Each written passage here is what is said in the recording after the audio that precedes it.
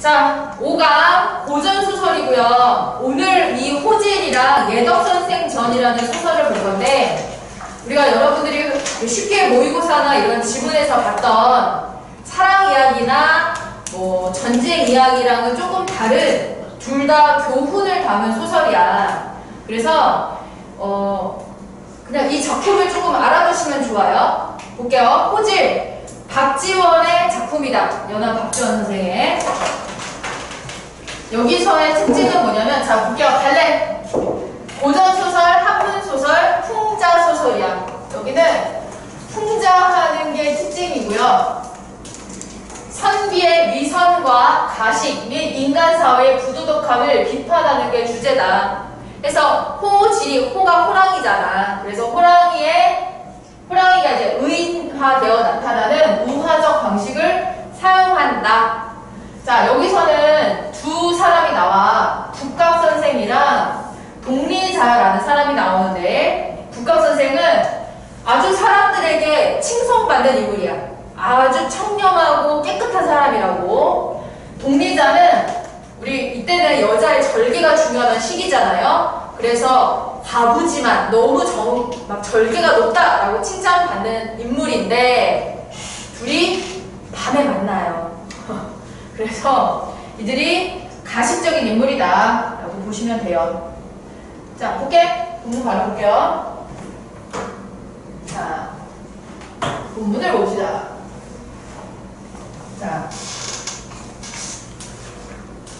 여기 소설의 이제 특징 중에 하나가, 이제 배경이 정나라래. 정나라라는 어떤 나라가 나왔어.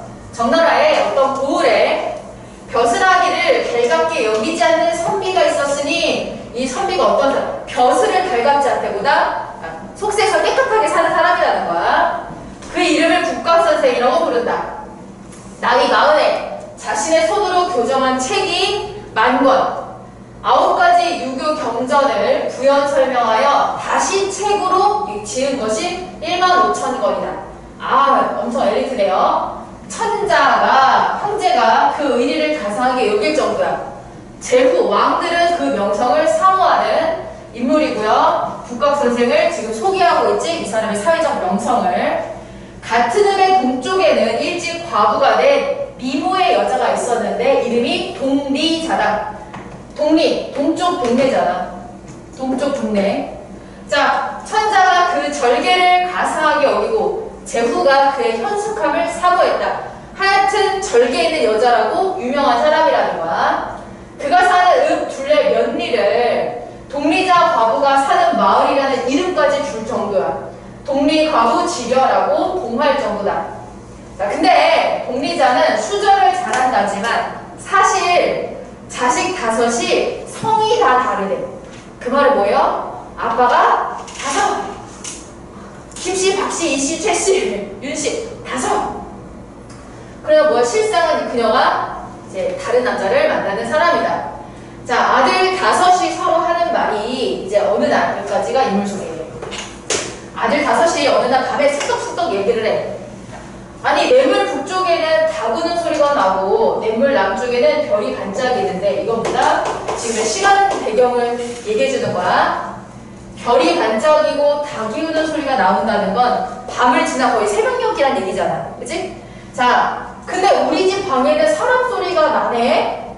근데 왜 북각선생의 목소리랑 닮았지? 와있으니까 그 소리가 나겠지. 와있으니까. 하고는 형제들이 번갈아 방안을 훔쳐보았어.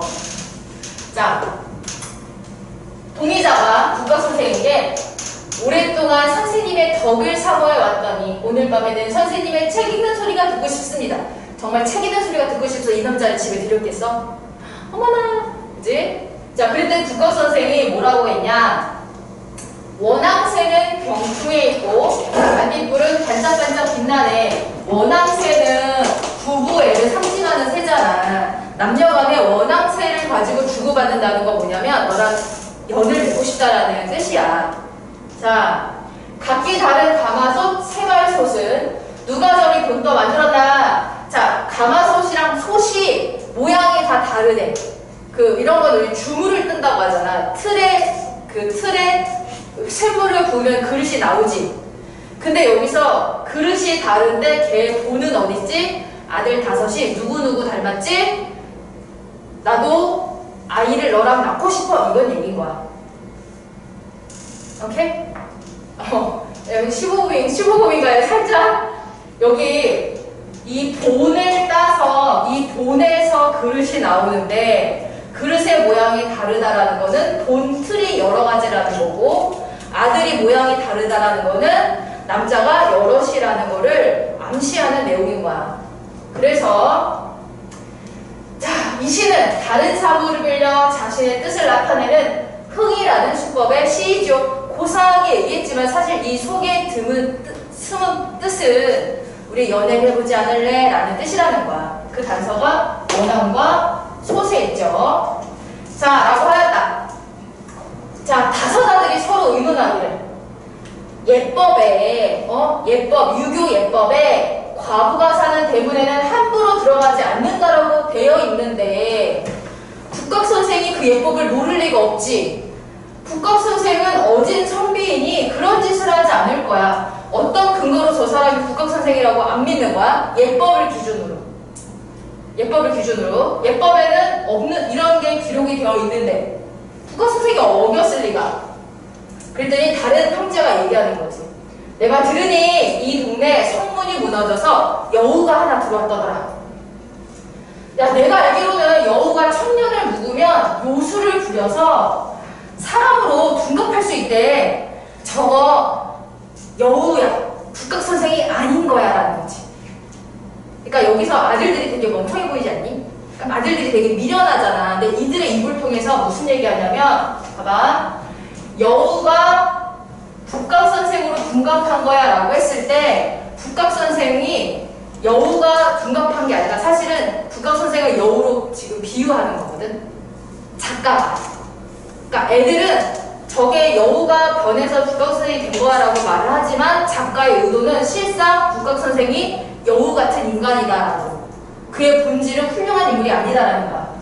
자, 내가 알기로 여우의 갓을 얻으면 일확천금의 부자가 될 수 있고 여우의 신발을 얻으면 대낮에도 등이 자신의 그림자를 감출 수 있으며 어쩌고 저쩌고 결론이 뭐다? 우리 여우를 잡아 죽여서 나누어 갖자라는 논리로 이제 펴진 거야. 하고 5 아들이 함께 포위하고 여우를 잡기 위해 들이쳤다. 국각선생이 깜짝 놀랐지. 아들들이 갑자기 들어오니까 달아나는데 여기 봐봐. 혹시 사람들이 자기를 알아볼까봐 겁을 먹고는 자기가 지금 부정한 짓을 하려고 하고 있잖아. 근데도 남의 이목이 아직 중요한 거야. 그래서 뭐를 했냐? 한 다리를 목에 걸고 귀신 춤을 추고 귀신 웃음소리를 내었다. 왜요? 나라고 못 알아보게. 어떤 미친놈이 가고 지나갔으면 하는 거지. 뭐다? 이 사람이 아직도 위선적인 모습이라는 걸 이렇게 희화화하고 있다. 희화화. 웃긴 단어를 통해서. 괜찮아요? 여기 리을 다 풀어줘 버리네. 그죠? 자, 문을 박차고 달아나가다가 그만 들판에 웅덩이 속에 빠졌는데 그 안에는 똥이 가득 차 있었다. 그러니까 똥구멍이 빠진 거야. 겨우 버둥거리며 붙잡고 나와 머리를 내밀고 살펴보니 이번에 그 앞에 뭐가 있어? 범인, 호랑이가 앞길을 막고 떡 버티고 서 있었다. 자, 호랑이가 얼굴을 찌푸리며 구역질하고 왜 똥냄새가 나니까? 자, 코를 가리고 머리를 돌리면서 한숨을 쉬면서 이야기를 했어. 뭐라고? 선비, 어이구 지독한 냄새다. 라는 건 이 냄새는 2가지를 의미하는데 첫 번째 똥냄새, 2번째는 선비라는 족속 너무 싫어요. 선비, 아우 냄새다. 선비는 냄새나는 족속들이야. 몸의 냄새가 아니지? 훌륭하지 않다는 얘기야. 국각선생은 머리를 조아리고 엉금엉금 기어서 앞으로 나가 3번 절하고 완전 지금 존경하는 태도를 보이고 있지? 머리를 들며. 자, 범의 덕을 칭송한다. 아부하는 거지. 자, 군자들은 범의 빠른 변화를 본받고 제왕은 범의 걸음걸이를 배우며 사람의 아이들은 범의 효성을 본받고 어쩌고 저쩌고 범의 이름은 신령한 용과 나라냐 구름은 용을 따르고 바람은 법을 따릅니다. 인간의 세상에 천한 모든 사람들은 다 범의 영향 아래 있습니다. 라고 아부를 하고 있어. 그랬더니 범이 뭐라 그래? 호통을 치면서 가까이 오지 마라. 야, 들으니? 선비유자는 아첨유자로 통한다더니 선비유자는 아첨유자로 통한다. 이따가 체크. 오음이의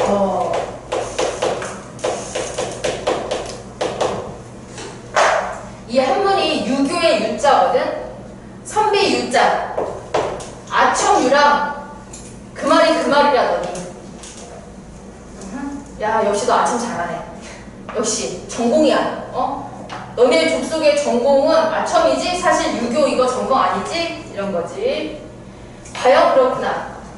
너 평소에는 천하의 나쁜이라는 이름은 모두 끌어모아다가 우리 범에게 덮어 씌우더니 우리 범들을 모함하고 비하하더니 이제 사정이 급해지니까 내 얼굴 앞에서 낯간지런 아첨을 하는구나. 그래, 누가 네 말을 고지 듣겠니? 하면서 자, 여기서부터 뭐가 하냐면 범이 작가 의식을 이제 대변하는 멘트를 해.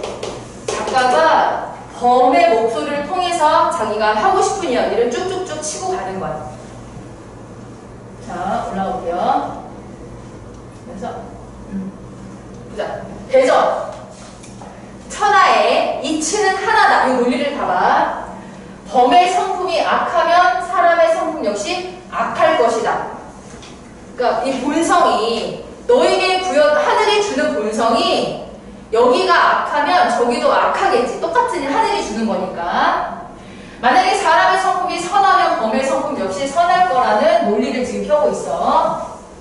자, 네가 말하는 천말마디의 말이 봐봐.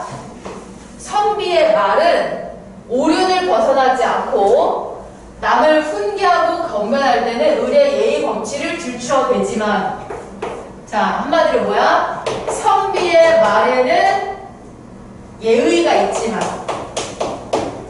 도성의 거리에는 형벌을 받아 코 떨어진 놈, 발뒤꿈치 없는 놈, 이마에 문신을 하고 돌아가는 놈들이 있어. 보다 하지만 현실에는 어떠하다? 이 말대로 실천이 되고 있다? 그렇지 않다야. 다시, 사람들은 말로는 이렇게 살아야 돼라고 하지만 그 말대로 살지 않는다는 거야. 말과 행동이 다른 인간들이 너무너무 많다라는 거야. 그래서 여기서는 코 떨어진 놈이 형벌 잔인해 이게 아니야.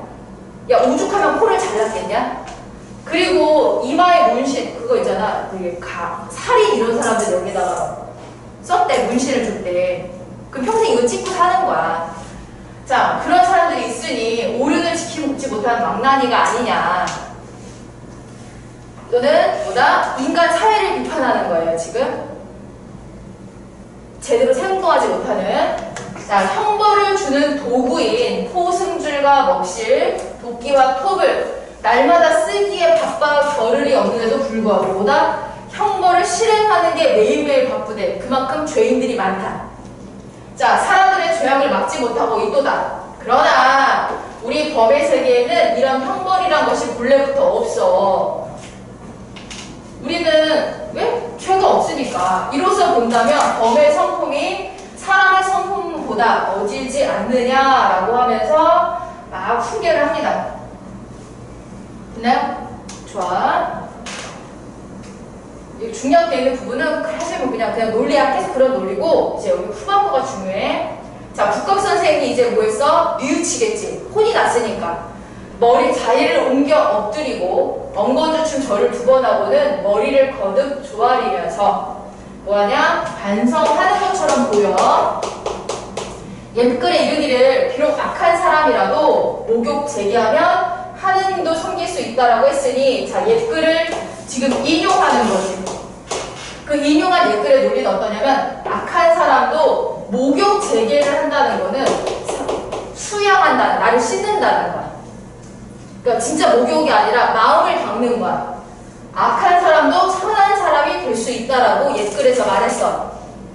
인간 세상의 천한 사람에게 범님의 가르침을 감히 받들겠습니다. 지금 범의 가르침을 통해서 못된 내가 좋은 사람이 사람이 되겠습니다. 라고 인정하는 부분이야. 자, 하고는 숨을 죽이고 가만히 들어보니 오래도록 범에 말이 없었어. 자, 그러면 이 국감 선생님이 정말 반성한 것처럼 보이지? 근데 볼게요.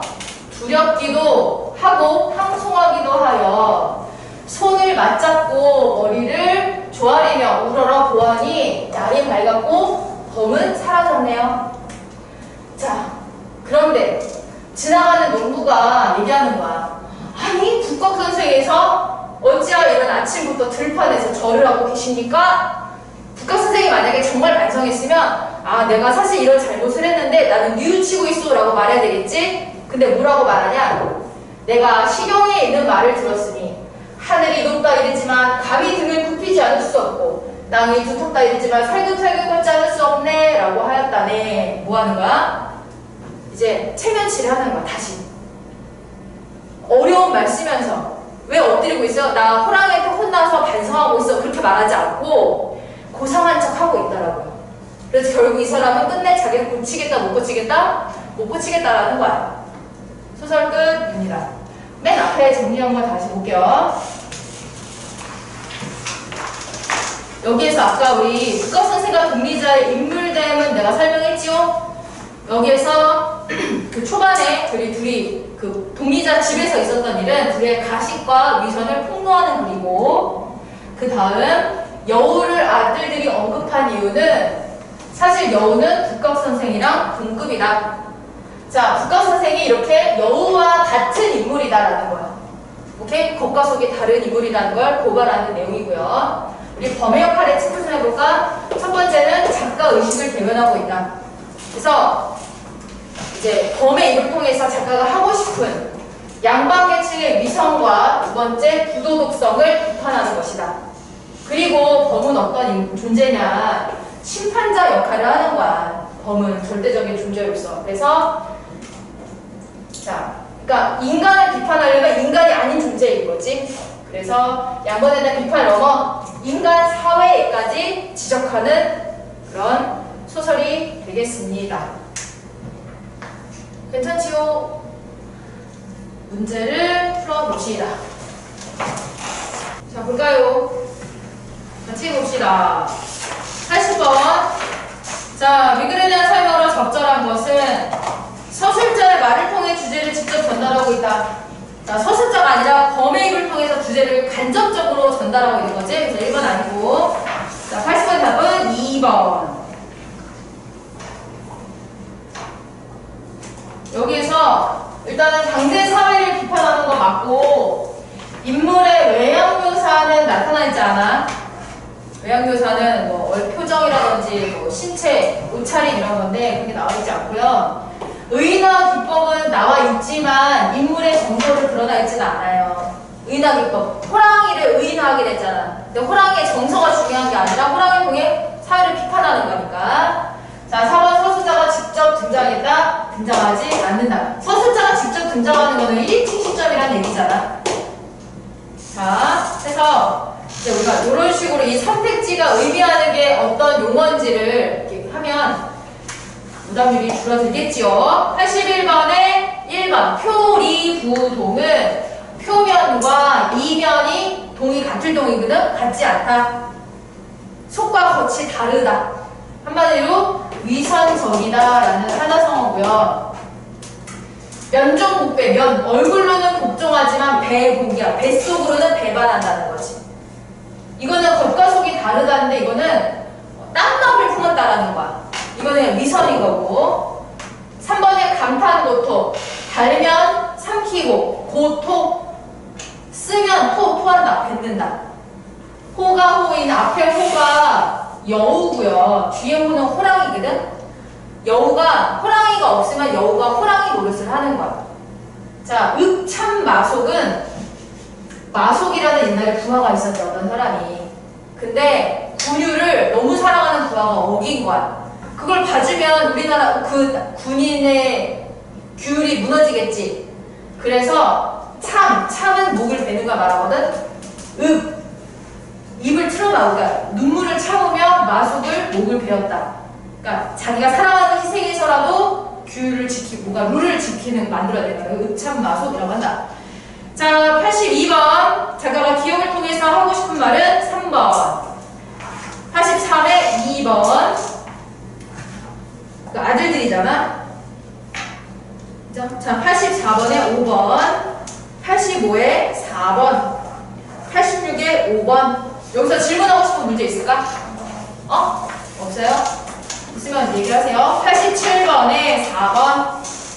88번에 5번 되겠다. 사실주의가 아니지. 여기서 사실, 풍자하고 우화로 비유하고 있는 거지. 영어 없이 드러내는 것은 아니다. 자, 우리나라에서 사실주의 소설을 일제강점기 그때쯤에나 들어오는 거야. 그때는 아예 없어요. 89번에 1번. 질타가 아니라 존경을 받았죠. 90번에 이렇게 여우는 뭘 상징해?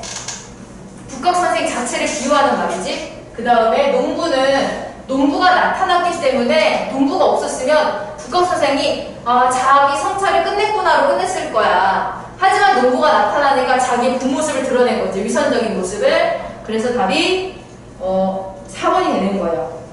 자, 여우는 유학자, 북극선생에 대한 부정적인 시각을 드러내고 농부는 위선적인 모습을 더 부각시키는 거. 이 사람 때문에.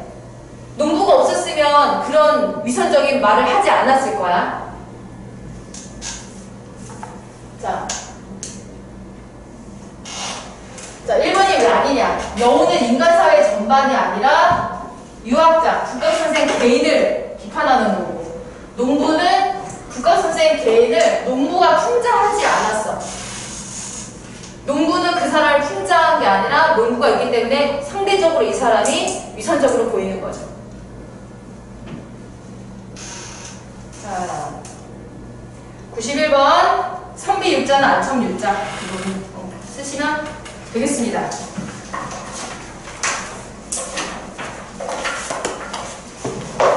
자, 이어서 예덕선생전을 볼 건데, 예덕선생전은 연계 작품이 좀 잘 나오는 그런 소설이에요. 저희 교과서에 나오는. 너네 교과서에 샀어? 그래. 너네 교과서는 너랑 안 하는 학교도 좀 있지? 자, 예덕선생전은 그거랑 많이 연결이 돼. 그 현대소설 중에 유자소전이나 아니면 그 황망근은 이렇게 말했다 라는 소설이거든. 둘 다 현대소설이고요. 이상적인 인간상을 제시하면서 사회를 비판하는 거야. 풍자하는 거거든. 예덕선생도 예덕선생이라는 인간상을 제시하면서 사회를 풍자하고 비판하는 그런 소설입니다. 그래서 여기는 한 줄 한 줄이 좀 옛날 사람들 사고방식이랑 지금 사고방식이 조금 달라서 얘는 조금 더 약간 어려울 수 있거든. 잠깐 쉬는 시간 가졌다가 이어서 보도록 하겠습니다. 2시까지 쉽시다. 우리 줄거리를 먼저 볼까요?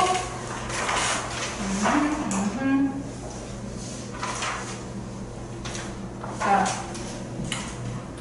줄거리를 보자. 보기 전에 첫 페이지에서 여기 문답 형식이라는 거 좀 중요합니다. 문답 형식이라는 걸 물어볼 수가 있지. 자, 인물 소개. 선귤자랑 우리 선귤 잘하는 사람이 있고 자목이 있어. 선귤자가 스승이고 자목이 제자야. 자, 선귤자에게는 엄행수이자 예덕선생이라고 부르는 똥찌기가 있어요. 옛날에는 화장실 똥을 펴야 되잖아. 그걸 펴서 파는 판매상이 있었단 말이야. 그걸 하는 사람이야.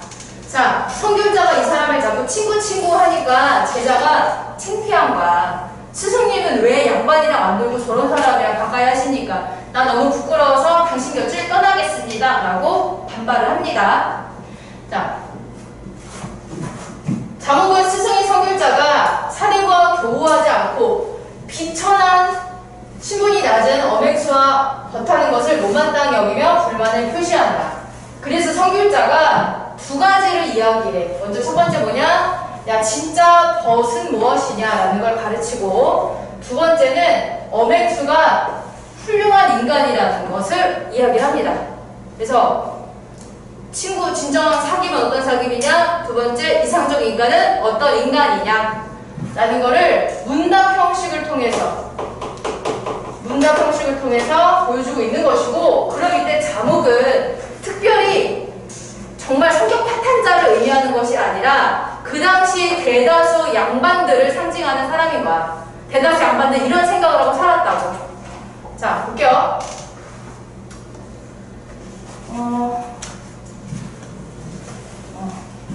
이거는 나중에 정리를 하면서 봅시다. 자, 본문을 볼게요. 선귤자에게는 한 분이 계시니 그는 예덕 선생이라고 하는 분이다. 자, 극존칭 사어이지. 분이래, 분. 그리고 아무에게나 선생이라고 호칭 쓰지 않는데. 자, 예덕 선생이라는 분이 있대요. 종본탑 동쪽에 사는데, 우리 그 종강 사월에 있는 종탑. 마을 안에 똥 거름을 쳐내는 것으로 생계를 삼고 있다. 온 마을에서 그를 엄행수라고 부른다. 행수는 이런 우리 상일은 좀 낮은 일이야. 그 낮은 일을 하는 늙은이를 보통 행수라고 불러. 어르신이라고. 엄은 그의 성이다 라고 인물 소개. 다음, 자목이 제자가 선귤자에게 묻기를, 전에 선생님이 저에게 말씀하시기를, 그러니까 이 자목이 선생에게 뭐라고 따지냐면 그 선생의 말을 꼬투리 잡아서 지금 비판하는 거야.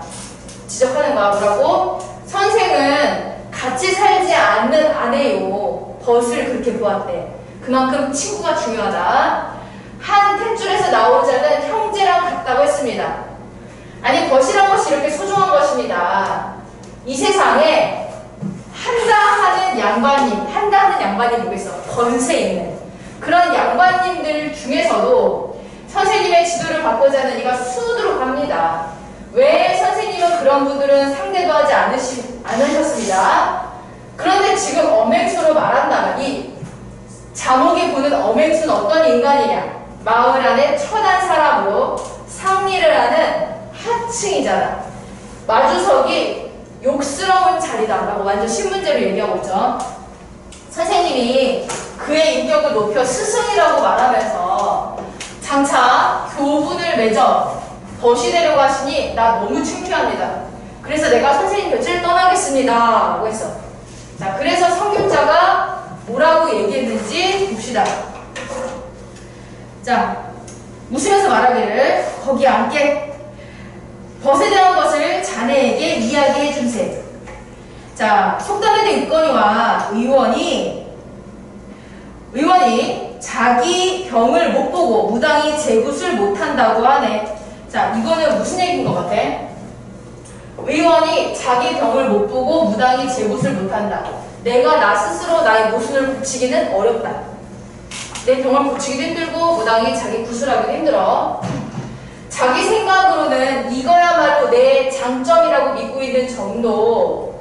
오케이? 나는 이게 장점인데 남들이 몰라준다면 답답하겠지. 그럼 사람들이 뭘 원해? 나 좀 알아줘 라는 심리가 생긴다는 거야. 자, 그래서 자기 결함을 지적해달라는 편으로 말을 꺼내게 되네. 그러니까 이거야. 사람들은 칭찬을 받고 싶은데 나를 칭찬해줘라고 말하기 힘드니까 나의 단점이 뭐니를 물어보는 거야. 자, 그런데 그럼 상대편이 어떻게 해야 돼? 눈치껏 칭찬을 해줘야 된다는 얘기야. 그런데 칭찬만 하면 아첨에 가까워서 멋대가리가 없고, 그렇다고 진짜 지적을 하면 흉보는 곳으로 떨어져서 본인 칭찬받고 싶은 장점을 알아봐줬으면 하는 그 본의와 틀려지네. 그러니까 사람들이 어떻게 해주는 거야?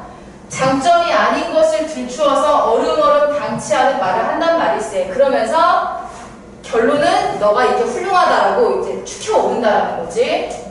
그렇게 적절한 내용이 아닌 만큼 설사 책망이 좀 과하더라도 저편에서 화를 내진 않을 것이야. 그러다가 숨겨놓은 물건을 알아다 맞히는 듯이 슬그머니 본인이 장점이라 생각하는 것을 장점으로 딱 얘기를 해주면 기분이 완전 좋겠지.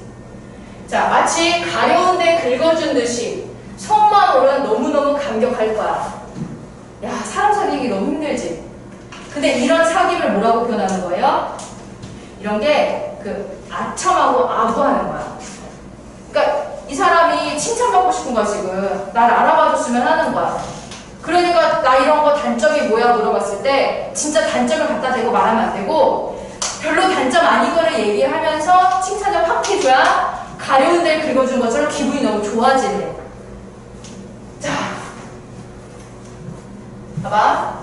이거 내가 색깔을 잘못쳤다. 등에 손을 댈 때는 겨드랑이 가까이에 가지 말고 가슴을 만질 때는 목을 건드리지 말아야 된대. 내가 야, 나 등 좀 쳐줘 했을 때 등을 만져줘야지 겨드랑이까지 손을 집어넣으면 선 넘는 거잖아. 선 넘지 말라는 얘기. 한번 요즘 말로 하면은 정도를 지켜라. 칭찬받지 않게 하는 칭찬에 왈칵 손목을 잡으면서 야, 너는 나를 알아준다라고 할 것일세. 그래. 이렇게 벌써 사귀면 좋겠는가? 좋다는 거야? 그렇게 사귀면 안 된다는 거야. 이렇게 말로 사람을 기분 좋게 아부하면서 사귀지 말라는 얘기야. 이건 누구 사귀면? 양반들이 이렇게 한다는 얘기지. 자,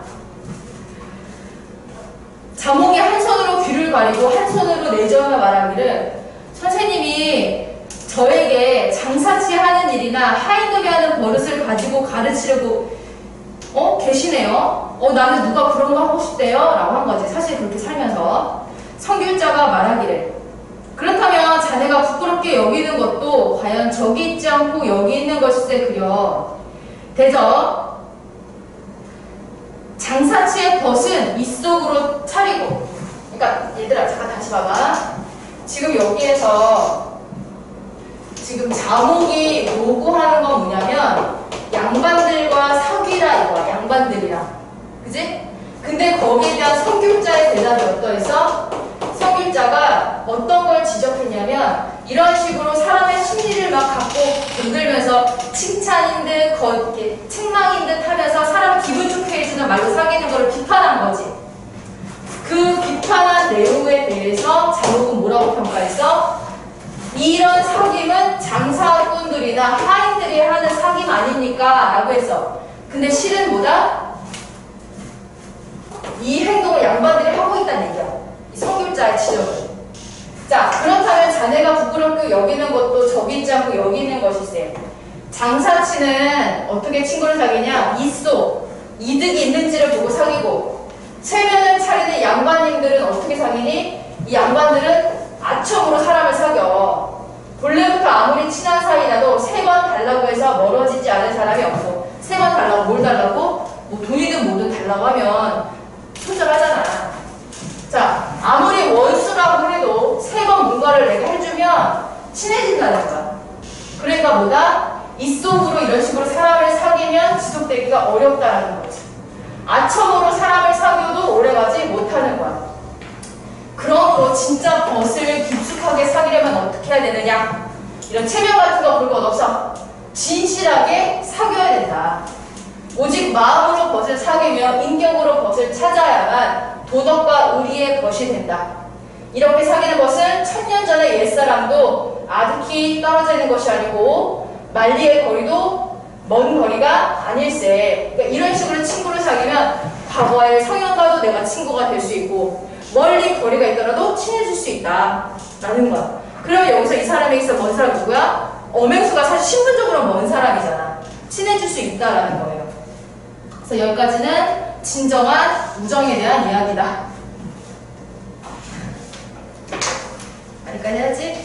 문제 좀 풀어볼까요? 95번까지만 푸세요. 3개만, 4개만. 볼게요. 자, 92번. 5번. 여기는 작품 속 등장인물이 서술자가 된다고 1인칭 시점이라는 얘기잖아. 얘는 전적 작가 시점이므로 아니다. 93번. 4번. 자, 스승의 언행이 법도에 어긋난다고 생각했기 때문에 법도 어떤 법도? 신분제라는 법도를 어겼다고 생각하는 거잖아. 자.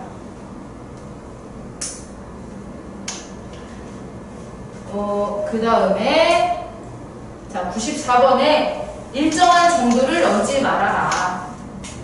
선 넘지 마라. 이런 거죠. 자 95번에 아첨한다는 거랑 연결되는 거는 2번 교원 영색이에요. 교묘한 말.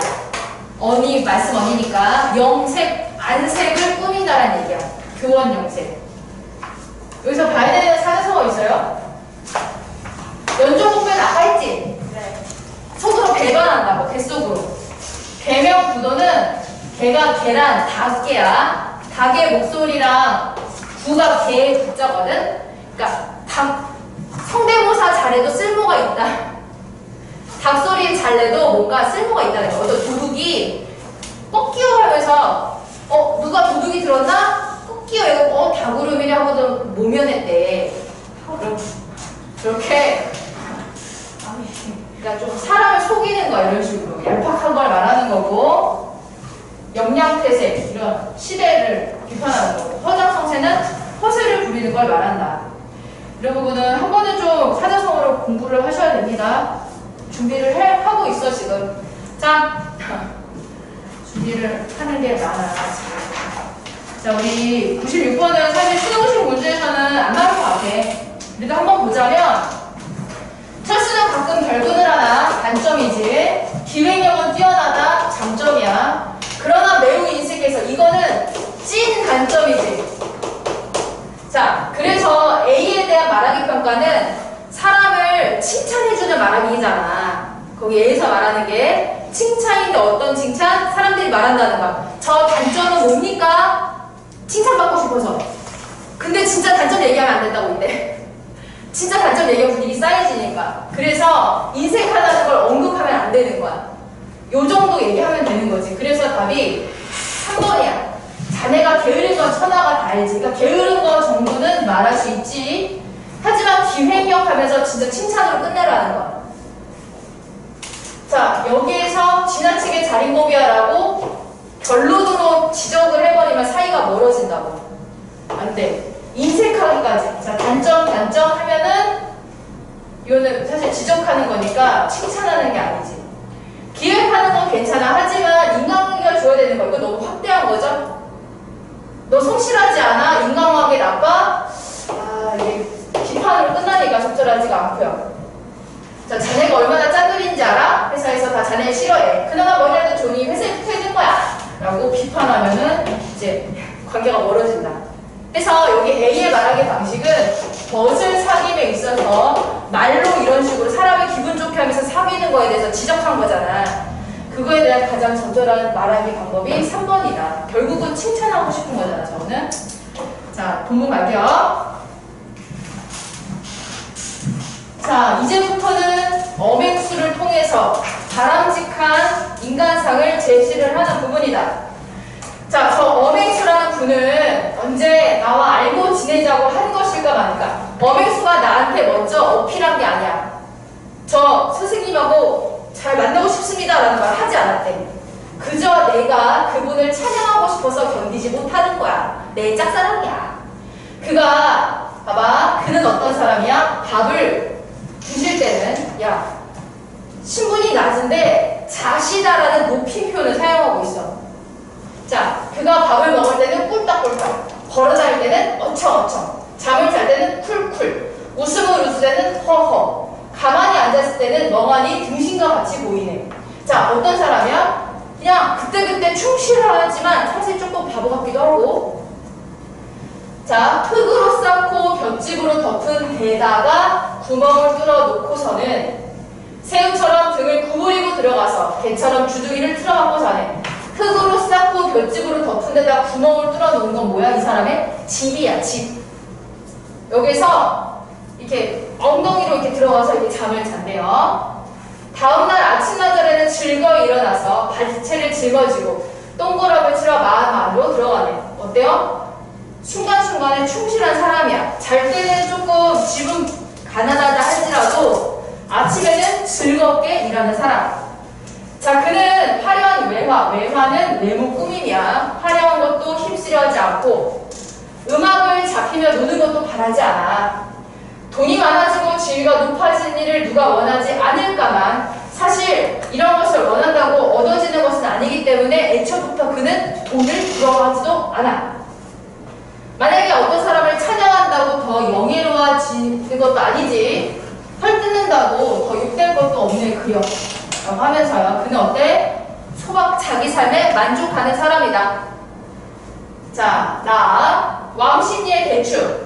그러니까 이 서울 안에서 옛날에 농사를 졌을 거 아니야. 왕십리의 배추가 유명했대. 살구지란 동네에서는 무, 석교에 가지, 왜, 참외, 어쩌고 저쩌고 저쩌고 저쩌고 이런 야채들을 아무리 상상등, 상급, 좋은 밭에 이런 야채들을 심는다고 해도 엄씨의 똥거름을 가져다가 걸쭉하게 가꾸면 1년에 6천냥 돈을 벌어들이게 되네. 뭐다? 이 사람이 사회 경제에 이바지하고 있다 이거야. 엄행수의 똥거름이 아니면 저런 야채가 나오지 않는다. 자, 그 사람이 있기 때문에 국가에서 개개인들이 총 6천냥의 돈을 벌어들이게 되는 것이다. 자, 그런데도 그는 아침에 밥 한 그릇을 먹는다. 보다 만족하는 거야. 자, 그래도 의기양양하고 저녁에는 또 밥 한 그릇을 먹어. 누가 고기를 좀 먹으라고, 사치를 좀 부려요 라고 하면 에휴, 고기 반찬이나 나물 반찬이다. 목구멍 아래로 내려가서는 배부르긴 마찬가지인데 에이, 입에 맛있는 걸 뭐 찾아 먹어서 뭐 하냐고 그러네. 또 옷과 갓을 차리라고 권하면 넓은 소매는 노동을 하지 않는다라는 증거거든. 양반 친분을 의미해. 그래서 넓은 소매를 휘두르기 익숙하지도 못하고 새 옷을 입고서는 짐을 지고 다닐 수도 없다고 하네. 자, 그런데 해가 바뀌어 설이 되면, 명절이 되면 이른 아침에 처음으로 갓을 쓰고 웃옷을 입고 띠를 쓰고 신도 새로 신고 뭐예요? 갓대를 아는 거야. TPO를 아는 거야. 명절에는 옷을 제대로 입고 뭐한다? 이웃들 간에 돌아다니며 새해 인사를 하는 아는 사람인 거야. 예절을. 자, 인사하러 다니는데 막 지저분한 옷 입고 돌아다니지 않는다고. 그리고선 돌아와서는 다시 헌옷을 입고 자기 일을 하러 간다. 직업인인 거지, 직업인.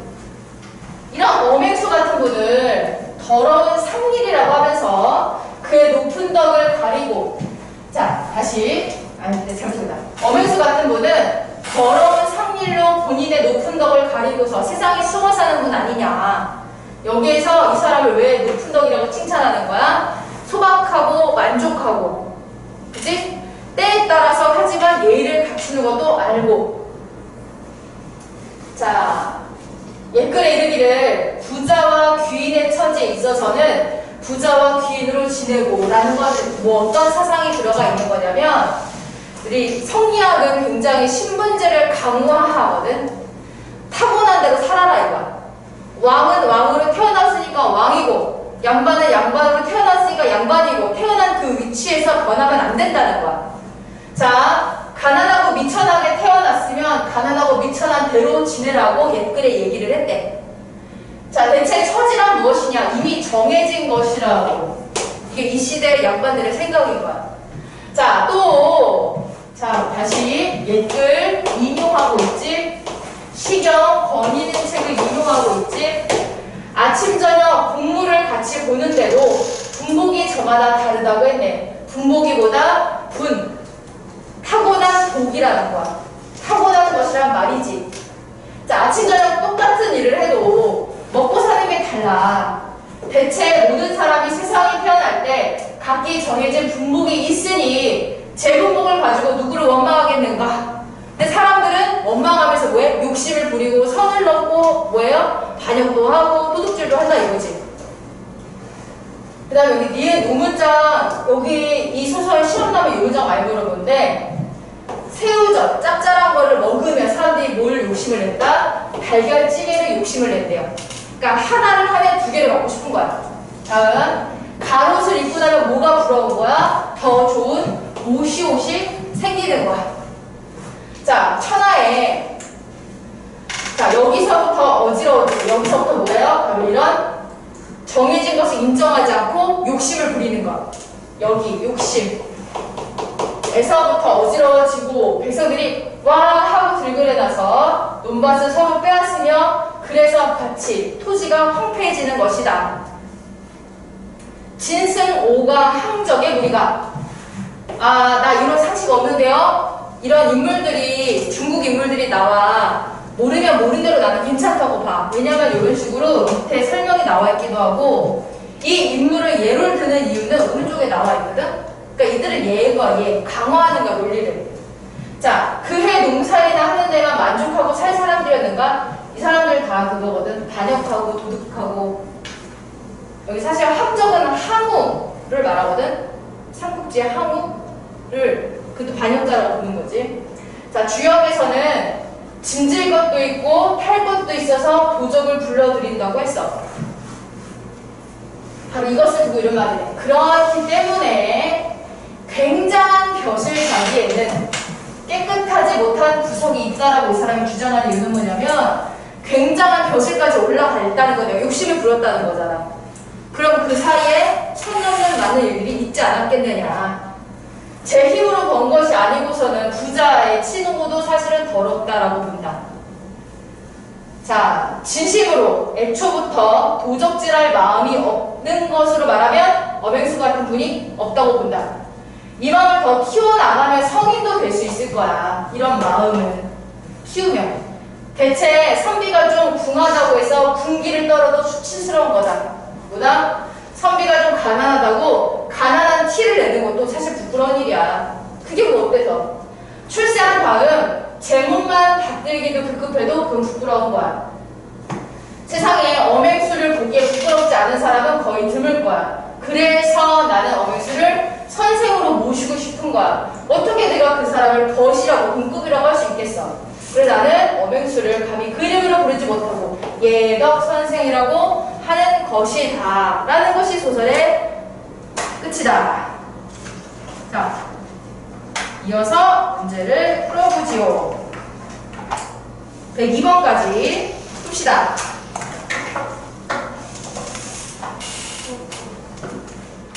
잘 끝났어요. 축하해. 다음 주에 다다음 주에 사치 봐요? 네. 말도 안 돼.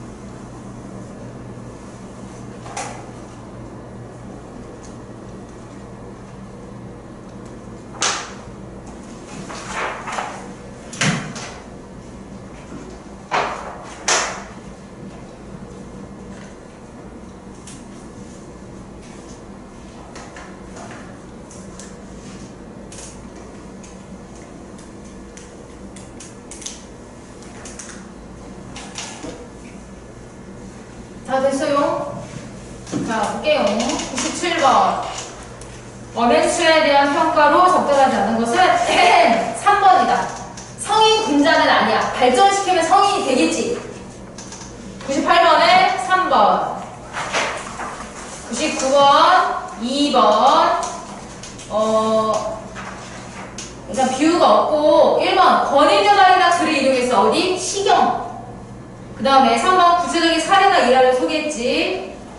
그 외 성교자래. 예덕 선생이 그 설에 인사하러 다니는 것도 하나의 예잖아.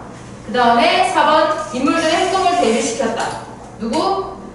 진승, 오광 이런 사람들이랑 다른 사람들이랑 5번 특정 인물. 다시 말해서 어맹수의 행동을 집중적으로 제시했다. 그래서 99번의 답은 2번 되겠고요. 100번에 4번. 101번. 자, 새우젓을 먹으니 달걀찌개가 생각난다. 왜? 새우젓 넣은 달걀찜 맛있잖아. 맛있죠. 맛있지. 맛있는데. 그냥 새우젓 보니까 또 딴 게 먹고 싶은 거야. 비슷한 거는 2번. 말 타면 경마 잡히고 싶다. 자, 그 다음에 머슴 대길이 중에서 나와 있는데, 우리 이런 공통점 문제는 먼저 선택지에서 남겨도 괜찮고요. 이 머슴 대길이는 무슨 내용이야? 어느 시대를 배경으로 한 것 같아? 여기 일제 36년이라는 거 나와 있죠? 일제 강점기를 배경으로 하고 있는 것이고, 자, 우리 시에서는 시적 상황이나 혹은 시적 대상에 집중하니 둘 중에 하나를 파악하자 그랬어. 여기서는 머슴 대길이가 시적 대상이 되는 거야. 자, 이 사람을 뭐라고 묘사하고 있어? 상머슴이야. 아주 낮은 머슴이야. 누룩 돼지 한 마리를 번쩍 들어 둬야지 우리에 넘길 수 있는 어떤 사람이야? 아주 힘이 센 사람이야. 자, 밤때 늦어도 투덜댈 줄 모르고 어때요? 불평하지 않아 이 사람. 이른 아침 동네길 미스도 털고 잘도 치워 허니 가리만 않지요. 어떤 사람이야? 아주 성실한 사람이야. 자, 그러나 반전 낮보다 어둠에 더 빛나는 사람이 어때? 왜요? 머슴방 등장글 아래 하자인 나는 대길이 아저씨한테 한글을 배웠대. 어둠에 빛났다는 건 뭐냐면 한글을 그때 어때요? 몰래 배우잖아. 그리고 머슴이니까 낮에 공부시킬 수 없잖아. 밤에 배우는 거야. 그리하여 장랑 홍련전을 주룩주룩 비오듯 읽었지요. 그래서 어린아이 세상에 눈을 떴습니다. 일제 30년 지나간 뒤에 한글 아는 놈은 나밖에 없었지요. 라고요. 이건 뭐다? 일본이 한글을 억압했다라는 게 사실 숨어있는 메시지지. 그래서 여기서는 일제 강점기가 힘들었지만 이런 건강한 사람도 있었다. 서로 도우면서 살았다. 그래서 102번의 답은 4번이다. 라는 거지. 오케이. 해서 자, 수고하셨습니다. 아직 수업 안 끝났어요. 모의고사 해야지. 무슨 소리야? 모의고사 공부해야죠. 그 모의고사 이번 주부터는 어떤 식으로 피드백 갈 거냐면 그 전까지는 점수랑 등급만 나눠갔잖아. 근데 이거 뭐야? 이거 뭐야? 우리 모의고사 성적이 늘 때 선생님이 그동안 이제 아이들을 가르치면서 어떤 걸 많이 했냐면 그냥 등급이 아니고 세부 점수를 알면 내가 파악이 되거든? 그런 통계가 나오면. 그래서 사회지문 몇 문제 중에 몇 개 틀렸는지 이런 식으로 세부적으로 보내드릴 거예요. 이걸 사실 니들이 하면 좋지만 하기 힘들잖아? 내가 이렇게 잘해서 밥상 차려놓을 테니까 이게 매주 누적이 되면 내가 비문학이 지금 늘고 있구나, 난 고전 시가가 약하구나가 눈에 보일 거야. 그래서 활용을 열심히 하시고, 그래서 숙제는 좀 일찍 해서 OMR을 내세요. 알겠죠? 왜냐면 너네들이 그거 많이 틀리고 맞는 걸 봐야지 그냥 모의고사 맨날 똑같은 거 그냥 보고 숙제가 아니라 이렇게 올려가야 될 거 아니야. 취약한 부분들 내가 더 집중해서 쳐 올려주려면 너희들의 상태를 빨리 나에게 보여줄수록 도움이 되니 OMR을 일찍 내거라. 그리고 숙제를 하거라. 알았느냐? 그래서 바로 가죠? 쉬는 시간 필요합니까? 네. 아까 그래 좀 쉬었다가 10분 쉬었다가 안 쉬게 그 이후에는 쭉 간다히 갑시다.